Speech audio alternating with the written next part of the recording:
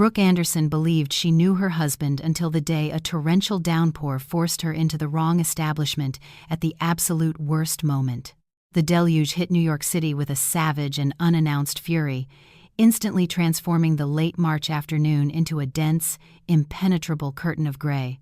Brooke Anderson, a woman whose professional life was defined by precision and control, gripped the wheel of her sleek BMW X3 with attention that mirrored the storm's intensity.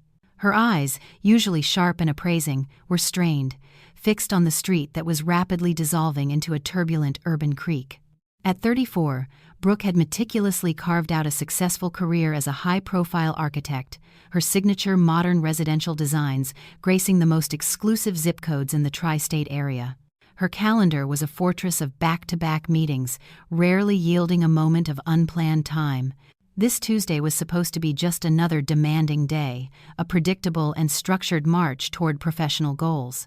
Or so she had confidently presumed before the foundation of her world began its catastrophic collapse. The rain hammered with such relentless force that the wipers, even at their highest, most frantic setting, were hopelessly overwhelmed.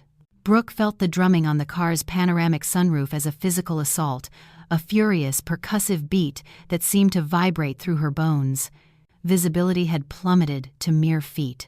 She had just endured a grueling 3-hour session with a notoriously demanding client in a historic Upper West Side brownstone, and her singular, desperate desire was to reach her sanctuary at home, sink into a scalding shower, and purge the memory of the endless, minute revisions to a multi-million-dollar mansion project that seemed cursed to eternal incompletion. But the storm, it seemed, was an agent of fate with a dramatically different script in mind. As the road ahead became a blinding, featureless sheet of water, Brooke, relying on years of navigating the city's complex grid, made a split-second decision.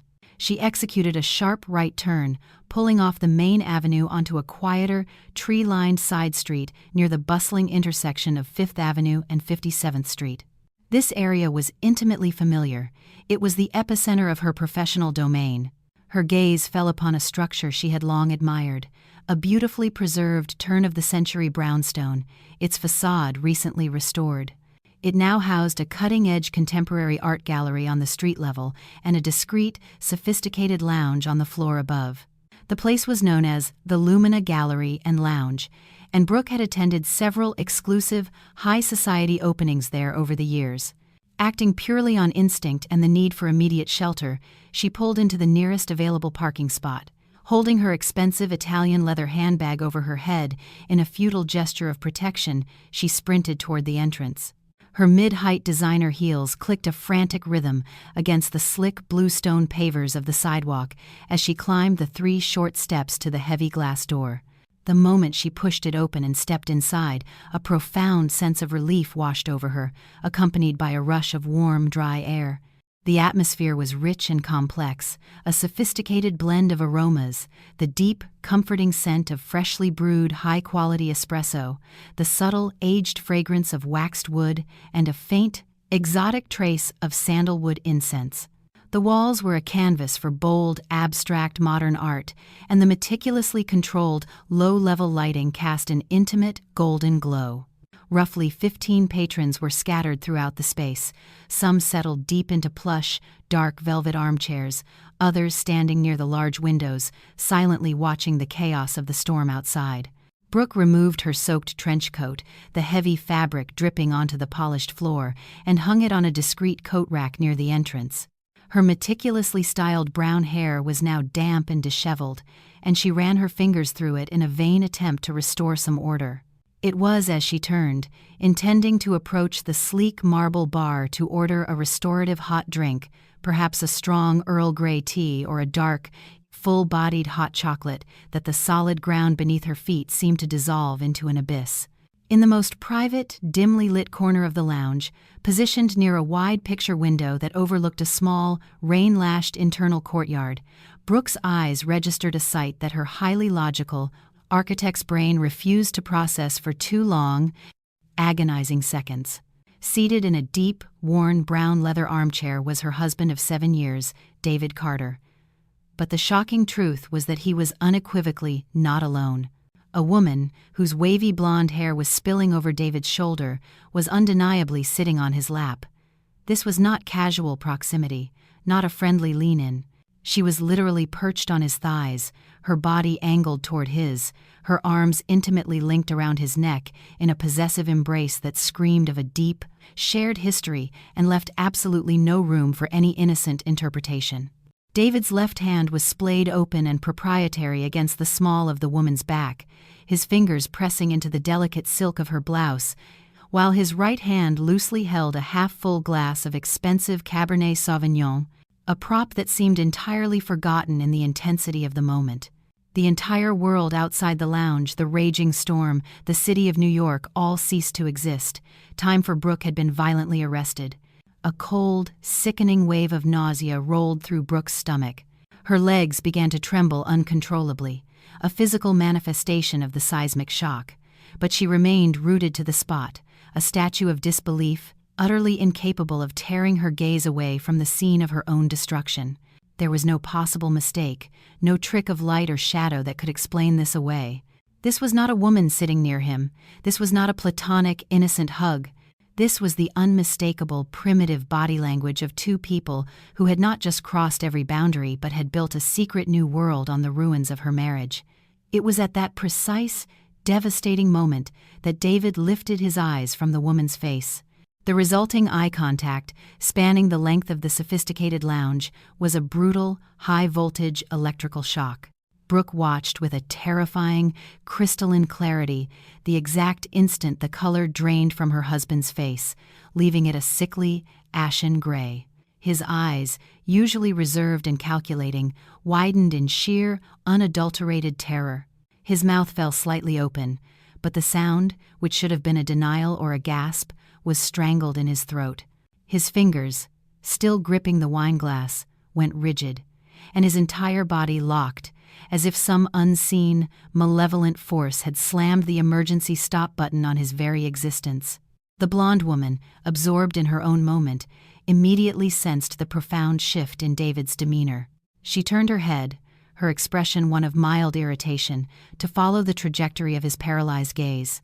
"David," she murmured, her voice a low, husky sound that was nonetheless perfectly audible in the heavy, sudden silence of the lounge. She tried again, a hint of impatience creeping into her tone. "David, what is it? What are you staring at?" Silence, thick and suffocating, was the only reply. The woman gave his shoulder a small, frustrated shake, trying to pull his attention back to her. "Are you okay? Talk to me."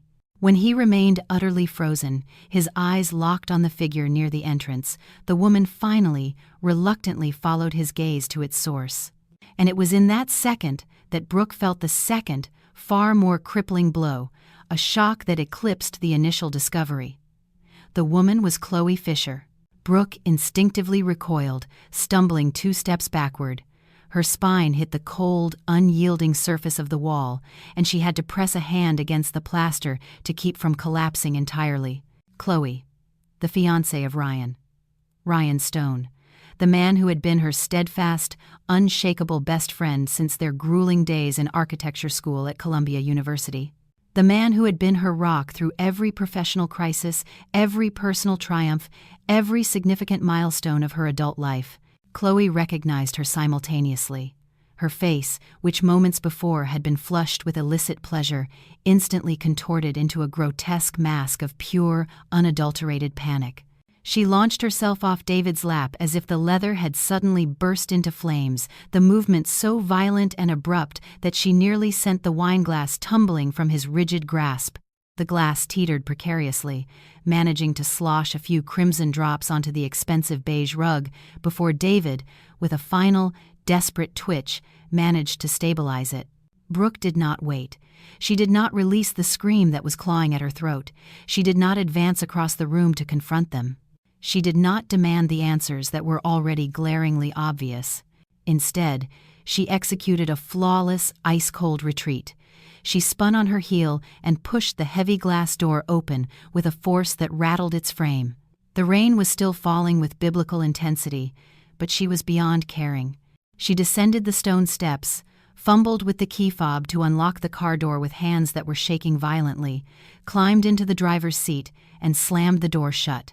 Her hands were so unsteady that fastening the seatbelt became a complex, multi-attempt task. Her heart was a frantic, trapped bird, beating so fast and hard it felt ready to fracture her ribs. Yet, Brooke did not cry. Not a single tear escaped. She forced the car into drive, the tires spinning momentarily on the waterlogged asphalt, and began to drive, the concept of a destination completely meaningless. Her only imperative was distance. She needed to be anywhere but there. She needed a vast, empty space to breathe, to think, to begin the impossible task of processing the catastrophic image now seared into her mind. As she navigated the chaotic, flooded streets of Manhattan, the rain a furious, rhythmic assault on the windshield, Brooke felt a deep internal fracture, not merely the shattering of her marriage, but the destruction of a fundamental, unquestioning trust in her own judgment and reality, a trust she hadn't even realized was so vital until it was brutally ripped away. A husband's infidelity would have been a devastating blow, but a husband's infidelity with the fiancé of her oldest, dearest friend, that was a calculated, double-edged cruelty of a magnitude her rational mind was utterly incapable of comprehending. And as Brooke drove aimlessly through the stormy city, a cold, quiet certainty began to coalesce in the deepest, most resilient part of her consciousness. This was not the end of the story. This was merely the explosive, agonizing beginning of something much bigger, much more painful, and infinitely more complex than she could ever have predicted. Brooke drove on a purely mechanical level, her conscious mind a frantic, repeating loop of the scene in the lounge. The familiar landmarks of Manhattan, the towering skyscrapers, the neon signs, the blurred lights of passing cars were reduced to a wet, meaningless smudge outside her windows. Traffic lights cycled from red to green, and she obeyed them through muscle memory alone, the colors registering without meaning. She finally came to a stop, realizing she had parked across from Central Park, a vast, green sanctuary in the city where she and David had often walked on quiet weekend mornings. The park was deserted, its ancient trees thrashing violently against the wind and rain. Brooke cut the engine and sat in the silence, watching the rivulets of water trace random, complex patterns on the glass. It was then that the phone, resting in the cup holder, began its insistent, shrill clamor. The jarring sound of the ringtone made her flinch violently. She glanced at the illuminated screen. David. She let it ring, the sound a harsh intrusion into her fragile silence. It rang until it was swallowed by the voicemail system. Seconds later, it began again. David. Relentlessly. Brooke reached over and pressed the side button, silencing the device, and placed it back in the console, her gaze returning to the storm. The phone vibrated 5 more times in the next few minutes. Brooke ignored it. She could not, would not, listen to his voice. She refused to hear the predictable, rushed excuses, the transparently improvised explanations, the desperate, hastily constructed lies born of pure panic. She knew the script by heart. She had absorbed it from countless movies, heard the cautionary tales from friends, read the cynical accounts online. She knew precisely the hollow phrases he would employ. "It's not what you think. I can explain everything." It was a terrible, isolated mistake. But Brooke was not naive, and crucially, she had witnessed the truth with her own eyes. There was no ambiguity, no room for a plausible alternate narrative. A woman sitting intimately on a man's lap, arms entwined, bodies pressed together. That tableau possessed only one undeniable meaning. The phone fell silent for a brief, deceptive period, and Brooke almost allowed herself to believe he had given up. Then the vibration began again, a rapid, insistent buzzing. This time it wasn't calls, it was a torrent of text messages. One after another, the phone pulsed with successive notifications.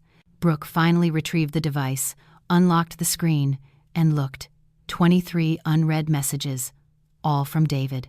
She didn't open a single one. She simply stared at the rapidly accumulating list of notifications, watching the desperate, truncated pleas scroll across the preview screen. "Please pick up. I need to talk to you now. It's not what it looks like. I swear. Just give me a chance to explain, please." Brooke locked the screen again and rested her forehead against the cold, hard plastic of the steering wheel, closing her eyes against the crushing reality. The rain had softened, turning into that fine, persistent New York drizzle that seems to possess an endless, melancholic duration. The monotonous, repetitive sound of the drops on the car roof created a hypnotic rhythm, a strange, desolate comfort in its predictability. How much time passed? 5 minutes, 30, an hour? Brooke had no concept of time. She only knew that when she finally lifted her head, her neck stiff, and turned the key in the ignition, a decision had solidified in the cold, clear center of her mind. She was not going home. Not yet. She could not cross the threshold of that apartment, sit on that sofa, or lie in that bed. Not tonight. Not while the raw, brutal reality of the betrayal was still so fresh and cutting. Brooke picked up her phone, ignored the frantic messages from David, and opened a hotel booking app. Her fingers moved across the screen with a new, icy determination, searching for nearby high-end options. She secured a reservation at the Mercer Hotel, a famously chic and discreet establishment in Soho. She booked a room for 1 night. No, she reconsidered, her resolve hardening, for 3 nights. She confirmed the booking and pulled the car back into the flow of traffic. The drive to the hotel took a swift 15 minutes. When Brooke walked into the grand, quiet lobby, her expensive Italian handbag still damp and her hair clinging slightly to her neck, no one on the staff dared to ask a single question. The receptionist offered a polished, practiced smile, handed her the key card to a premium suite, and wished her a pleasant stay. Brooke acknowledged her with a brief, emotionless nod and walked toward the elevators. The suite was vast and utterly impersonal, decorated in muted, anonymous shades of beige, cream, and slate gray. An enormous king-sized bed dominated the center of the room, flanked by minimalist, light wood nightstands. The blackout curtains were heavy, designed to completely seal out the outside world. Brooke dropped her purse on a velvet armchair near the window, kicked off her designer shoes, and sat down heavily on the edge of the bed. It was only then, in the absolute, isolating solitude of that anonymous hotel room, that the tears held back by sheer force of will finally came. They were not the hysterical sobs of a broken woman, but a silent, relentless stream, the physical manifestation of a heart that had been irrevocably shattered. The subsequent weeks were a relentless, cold blur of professional efficiency. Brooke immediately vacated the apartment she had shared with David, moving into a temporary rental in a high-rise building in bustling Soho. She instituted a strict no-contact policy, communicating with David exclusively through her lawyer, Eleanor Vance, Esquire Miss. Vance was a legend in New York's legal circles, a formidable and unyielding attorney known for her ruthless, no-nonsense approach to high-asset, high-conflict divorces. David, predictably, launched a campaign of desperate contact attempts, calls, endless texts, emails, and even one pathetic attempt to show up at her architectural firm, only to be met and politely but firmly turned away by her highly trained assistant. Brooke remained utterly resolute.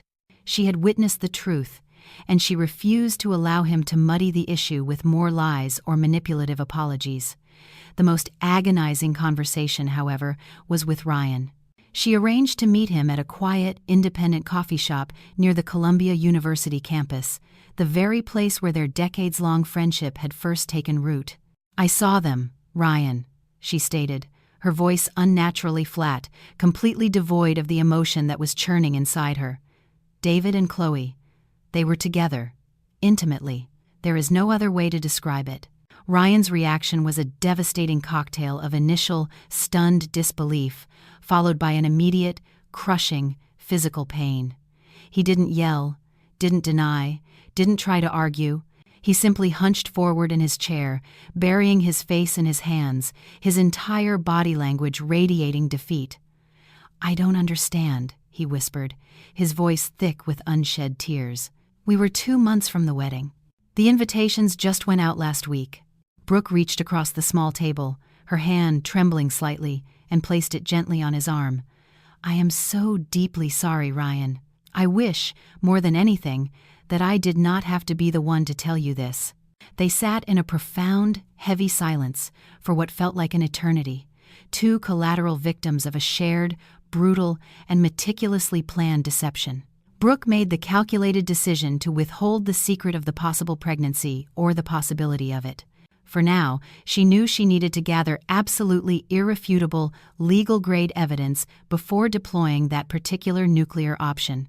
The emotional impact of the affair alone was enough to deal with at the moment. She engaged the services of a private investigator, a former NYPD detective named Frank O'Malley, known for his discretion and thoroughness, to dive deep into both David's and Chloe's financial and medical histories. Frank was undeniably expensive, but Brooke viewed the cost as a necessary investment in her future peace of mind and her legal standing. She needed to know the full, unvarnished extent of the betrayal. The investigator's report arrived 3 weeks later, a thick manila folder filled with bank statements, credit card receipts, and medical records.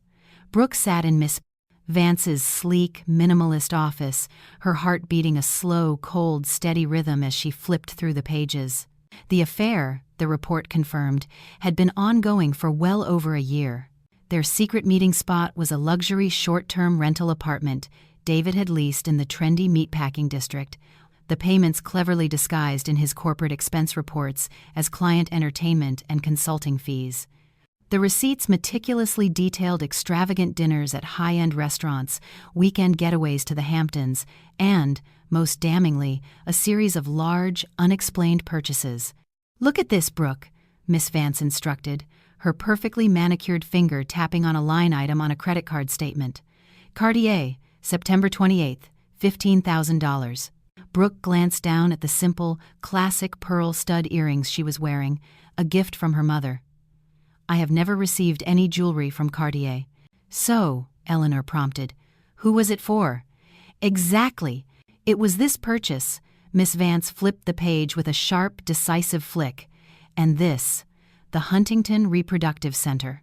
Multiple large payments drawn from your joint account, all itemized for prenatal care, for a pregnancy that, according to your own medical history, was demonstrably not yours."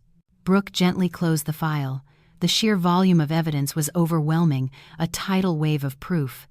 Now, all that was left was to select the perfect, most devastating moment to release it. The opportunity presented itself a month later at David's 35th birthday celebration.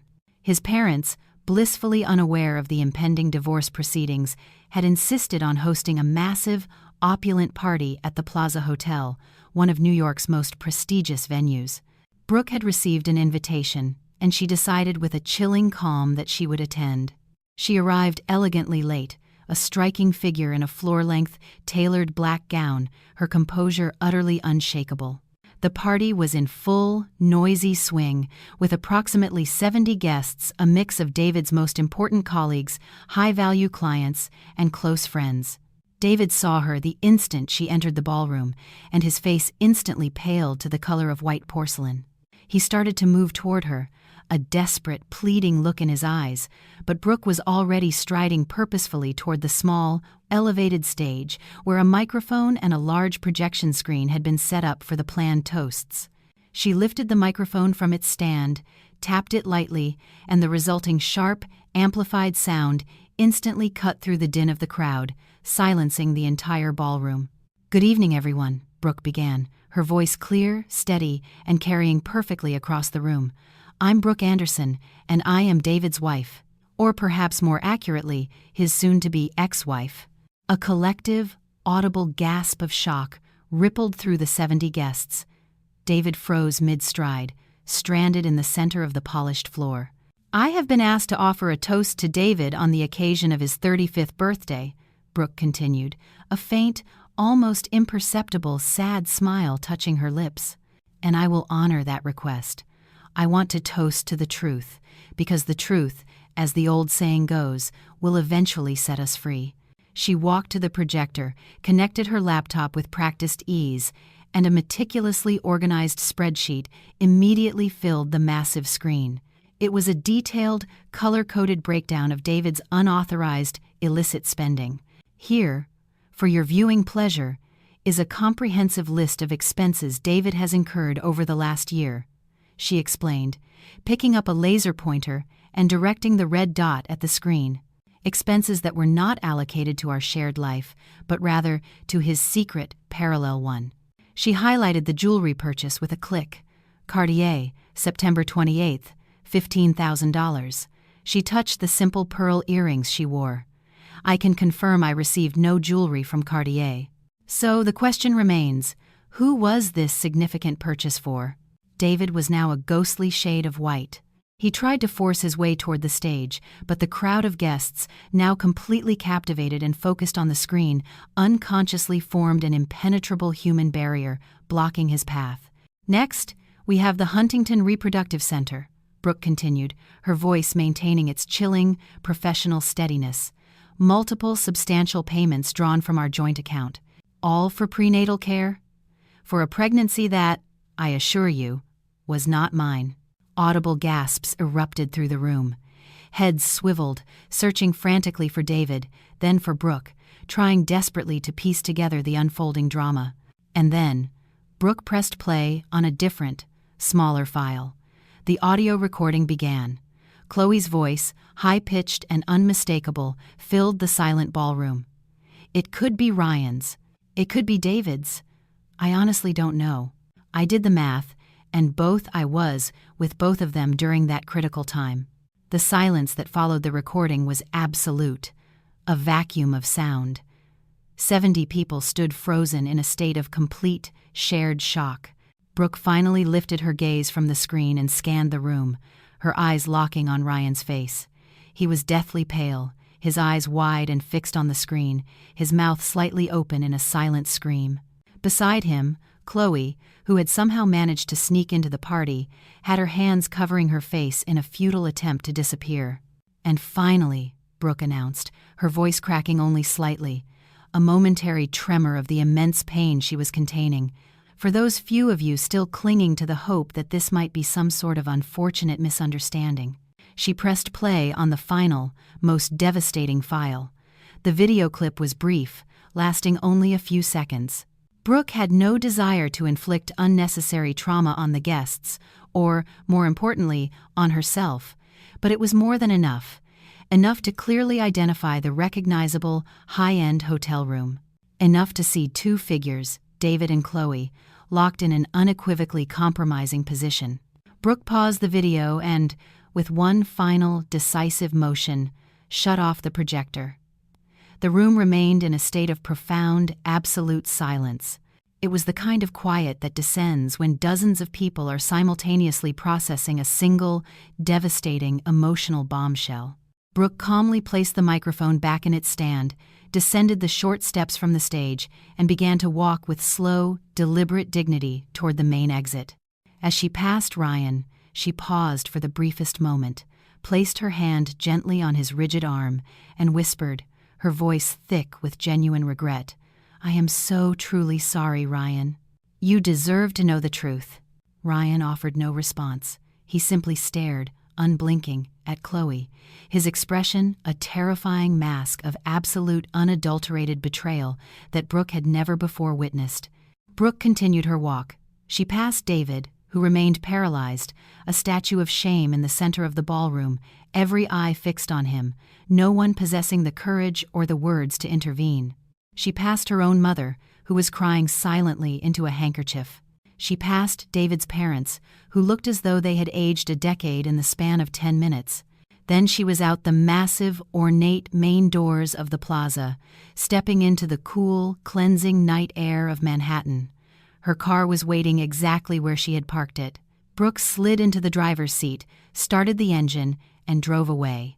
She did not look once in the rearview mirror. Whatever chaos, recrimination, or consequence was now erupting inside that ballroom, it was no longer her burden to bear.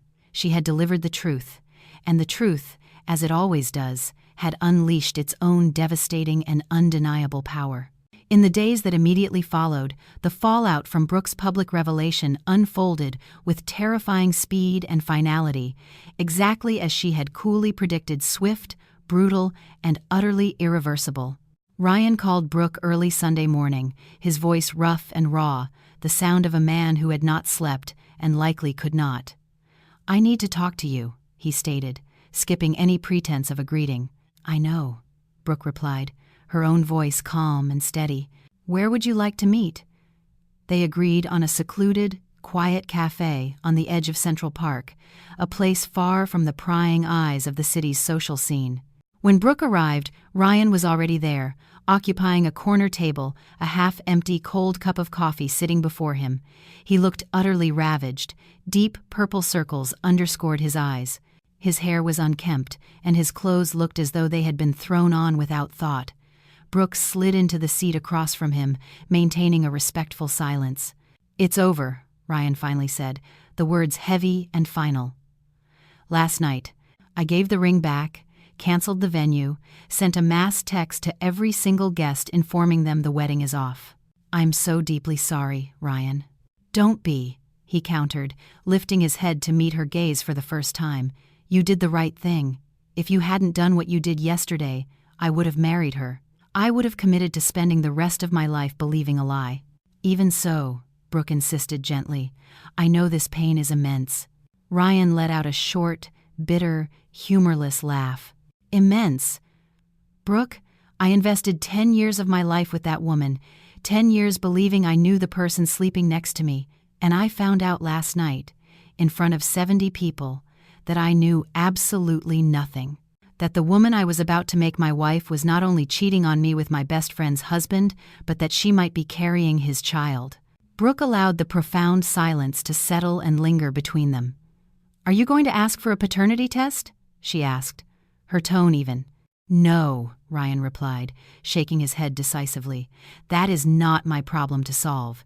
If the child does turn out to be mine, Chloe can contact me when she has irrefutable proof. Until that moment, I want zero involvement with her or her life." He finally reached for the coffee cup and took a large swallow, wincing. It was ice cold. "And you?" he asked, turning the question back to her. "How are you really holding up?" Brooke paused, considering her answer with an engineer's precision. "Strangely, I feel a profound sense of peace. I think it's because I had weeks to process the truth, to prepare. I had the knowledge. You were hit with the entire brutal reality all at once. Is that why you waited until the party? To make sure you had all the proof before you told me?" "Yes," she confirmed. "I couldn't come to you with mere suspicion. You would have naturally been defensive, and Chloe would have easily fabricated a counter-narrative. I needed proof that was both legally and emotionally irrefutable." Ryan nodded slowly, accepting her logic. "And David? What's the fallout for him?" "Divorce," Brooke stated plainly. "The paperwork is already being finalized. And as for the professional consequences," Brooke paused, a flicker of cold satisfaction in her eyes, "I don't have to lift another finger. That party's guest list included his CEO, his most important clients, and his direct colleagues.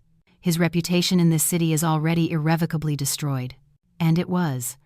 Brooke learned through the efficient, whispering network of mutual friends that David had been placed on indefinite administrative leave from his high-profile tech startup. While officially a leave, everyone understood it for what it was, a polite corporate firing. A tech company, especially one that prided itself on a progressive and ethical public image, could not afford to have a senior executive publicly exposed in such a sordid, high-society scandal. Chloe, too, faced immediate and severe consequences. Her boutique jewelry shop, which relied almost entirely on the delicate ecosystem of social networking and word-of-mouth referrals among New York's elite, saw its sales plummet into an abyss. Clients canceled custom orders. Major commissions were abruptly pulled. In less than 2 weeks, Chloe was forced to shutter the store, placing a terse, simple notice on the locked glass door, temporarily closed due to unforeseen personal circumstances. Brooke felt no surge of triumphant satisfaction at this news. Her actions had never been motivated by revenge, but she felt no pity either. Actions carry consequences, and adults, she thought with a final coldness, must live with the choices they make. The divorce proceedings, considering the explosive circumstances, were surprisingly swift and uncontested. David offered no resistance. He made no attempt to fight over the division of assets. He signed every document, Eleanor Vance, Esquire, placed before him with the silent, defeated resignation of a man who knew he had absolutely no legal or moral ground to stand on. Brooke retained ownership of the luxurious co-op apartment. She was financially capable of maintaining it on her own, and she refused to allow David to hold even a fraction of ownership over the space he had so completely defiled. David was left with a small portion of their savings, his car, and the full responsibility for the mountain of credit card debt he had accrued over the course of his affair. Regarding the potential paternity, a clear agreement was reached. If a DNA test confirmed David as the father of Chloe's child, he would assume full financial responsibility, as mandated by state law, but Brooke would have no involvement or contact with the situation. 3 months later, the final divorce decree was signed and filed. Brooke Anderson was officially and legally free. She did not celebrate the occasion. She simply signed the final papers on a quiet Thursday afternoon at Miss Vance's office and then returned immediately to her firm, treating the monumental event as nothing more than a completed administrative task. Because in the cold, hard light of her new reality, that is precisely what it was. Brooke's life began its slow, deliberate return to a new normal. It was not the normal of her past that reality was irrevocably shattered, but a carefully constructed new rhythm that was in many profound ways far healthier and more authentic. She threw herself into her work with a renewed, almost ferocious intensity. She began taking on challenging, high-profile projects she might have previously declined. She traveled extensively, speaking at major architectural conferences in Chicago, Los Angeles, and Miami. She began guest lecturing at prestigious universities on the critical importance of sustainable design and the preservation of historic structures. And slowly, with the cautious pace of a deep thaw, Brooke began to allow herself to truly live again, not merely to survive the wreckage, but to embrace a vibrant, forward-looking existence. She adopted a rescue dog, a magnificent 7-year-old German shepherd named Max, who had been abandoned by his previous owner and carried the cautious, wary look of an animal who had learned that the world could be cruel and unpredictable. Brooke and Max formed an immediate, profound bond. Both had been betrayed. Both were engaged in the slow, meticulous process of rebuilding trust, one small, tentative step at a time. Brooke also committed to regular therapy sessions with a highly recommended counselor, Dr. Cecilia Reyes. She did this not because she was on the verge of collapse, but because she was determined to process the trauma in the healthiest way possible. She wanted to ensure she was not carrying any unresolved emotional baggage into the future she was building. Then, months after her divorce was finalized, at a major international architectural summit held in Chicago, an event that drew architects, thought leaders, urban planners, and designers from across the Americas, Brooke met Leo. She was sitting in a session focused on sustainable innovation in large-scale retrofit projects, diligently taking notes, when the man beside her leaned over and offered a witty, insightful comment about the presentation. They struck up a conversation. Initially, the talk was strictly professional. Then it drifted to the complexities of urban living, then back to a shared passion for architecture, and finally settled on the deeper, more personal aspects of life. Leo Oliver was also an architect, based in Chicago, specializing in bespoke luxury residential projects. He was 42, a man with a kind, open face, and he had 2 children from a previous marriage that had ended amicably 3 years prior. He possessed an easy, genuine smile that had the power to completely light up his features. There were no sudden, dramatic sparks, no overwhelming, immediate attraction. Instead, there was a quiet, profound connection. There was an effortless ease to their conversation. There was the deeply comforting sense of speaking to someone who genuinely heard her words and truly valued her perspective. They exchanged contact information. They began a steady exchange of text messages. Then came the long, late-night phone calls. Leo started inventing increasingly flimsy excuses to visit New York City more frequently. Brooke, in turn, began taking on new projects in the Midwest that required her to be closer to Chicago. When they finally shared their first kiss, 4 months after that initial meeting at the conference, it happened during a quiet evening walk along the Chicago Riverwalk. with the setting sun painting the vast expanse of the city skyline in breathtaking shades of fiery orange and deep violet. The kiss was gentle, hesitant, a mutual exploration, but it felt absolutely and profoundly right. "Are you sure you're ready for this, Brooke?" Leo asked afterward, holding her hands gently and studying her face with sincere concern. "I know you've been through a tremendous amount. I don't want to rush you into anything." "I'm ready," Brooke replied, her voice steady and honest.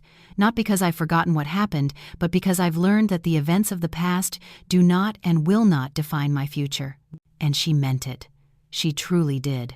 A year and a half after the devastating scandal at the birthday party, Brooke was sitting in a comfortable chair in an obstetrician's office, her hands held tightly in Leo's, both of them staring intently at the ultrasound monitor. "Congratulations," the doctor announced with a warm, professional smile. "You're expecting a healthy baby girl." Brooke felt the familiar, warm rush of tears streaming down her face, but these were good tears, tears of pure, unadulterated joy and gratitude. Leo squeezed her hand, his own eyes shining brightly with deep emotion. They had been married 6 months earlier in a small, deeply intimate ceremony held at the beautiful Brooklyn Botanic Garden, attended only by their closest family and a few select friends. Ryan was there, standing proudly as Brooke's man of honor. He had eventually recovered from Chloe's betrayal. He was now dating someone new, a gentle, centered yoga instructor he had met through mutual friends, a woman whose kind, honest spirit was precisely the balm his wounded heart needed. Leo had relocated permanently to New York after the wedding, establishing a successful branch of his architectural firm in the city. Together, they bought a home, not another sterile apartment, but a real, spacious house with a large, established garden located in the desirable suburb of Greenwich, Connecticut. Ironically, it was only a few towns over from where Brooke had once lived with David, but this house was fundamentally different. It was theirs. It was a home built not on pretense, but on the solid foundation of truth, mutual respect, and unwavering commitment. As Brooke entered her 3rd trimester, she finally received the final, definitive update on Chloe and the baby. Ryan mentioned it casually over coffee, noting that Chloe had given birth to a baby girl 3 months prior. The paternity test had confirmed, without a doubt, that David was the father. He was paying the mandated child support but had chosen to waive any custody or regular visitation rights, a decision Ryan had heard was entirely David's. Chloe, Ryan added, had moved away, relocating to Hudson, New York, a smaller, quieter town far from the social memory of the New York scandal. There, she had opened a new, small artisan shop, attempting to rebuild her life far from the wreckage she had created. Brooke absorbed this information with a complex mixture of emotions. A small part of her felt a distant pang of sadness, not for Chloe or David, but for the innocent child born into such a chaotic situation. A larger, more dominant part of her felt a quiet sense that justice, in its own slow, inevitable way, had run its natural course. People had faced the consequences of their actions. Life, for everyone involved, had moved on. "Have you ever considered reaching out to him?" Leo asked her one night, as they were lying in bed, his hand resting protectively on Brooke's large, rounded belly. To David, "Now that you're both about to be parents." Brooke considered the question for a long moment. "No," she finally stated, "and I won't. What happens in his life is no longer my concern, Leo. He made his choices, I made mine. And now our paths are permanently and completely separate." Leo leaned over and kissed her forehead tenderly. "You are a much better, more graceful person than I would be in this situation." "I'm not better," Brooke corrected him softly. "I've simply learned that holding on to resentment is like drinking poison and foolishly expecting the other person to die from it. David doesn't deserve any more space in my mind or my heart." When Brooke and Leo's daughter finally arrived on a clear, crisp November morning, with the bright sun streaming through the windows of the maternity ward at Mount Sinai Hospital, Brooke held the tiny, perfect infant in her arms and was overcome by a feeling she had not anticipated: gratitude. Not gratitude for the betrayal, never that, but a profound gratitude for the difficult, painful path the betrayal had ultimately forced her to take. Because if David had not cheated, if Brooke had not discovered the truth, if she had not found the courage to end the marriage and meticulously rebuild her life, she would never have met Leo. She would never be holding this precious baby. She would never have found this beautiful, authentic life. Their daughter was named Grace. And as Brooke gazed down at the baby's tiny, perfect face, feeling Leo's strong presence beside her, and Max, her loyal German shepherd, lying faithfully at the foot of the hospital bed, she understood a fundamental, life-altering truth. True happiness does not come from never being hurt. It comes from possessing the inner strength to rise again when you are. It comes from the unwavering refusal to allow someone else's weakness or betrayal to define your own worth. It comes from choosing the difficult truth over comfortable denial, even when that truth is brutal. And most importantly, it comes from having the quiet patience and deep faith that after the most violent storm, the sun will always, eventually, shine again. Brooke kissed Grace's forehead with infinite tenderness. "Welcome to the world, little one," she whispered, her voice thick with emotion. "And welcome to the life I built for us, an honest life, a real life." And in that singular, perfect moment, surrounded by her new and true family, with the future stretching out before her like a clean, blank page waiting to be filled, Brooke finally, completely let go of the past. Not with lingering anger, not with corrosive bitterness, but with the quiet, unshakable dignity of a woman who had stared the truth directly in the eye, refused to flinch, and emerged on the other side infinitely stronger, immeasurably wiser, and profoundly, beautifully free.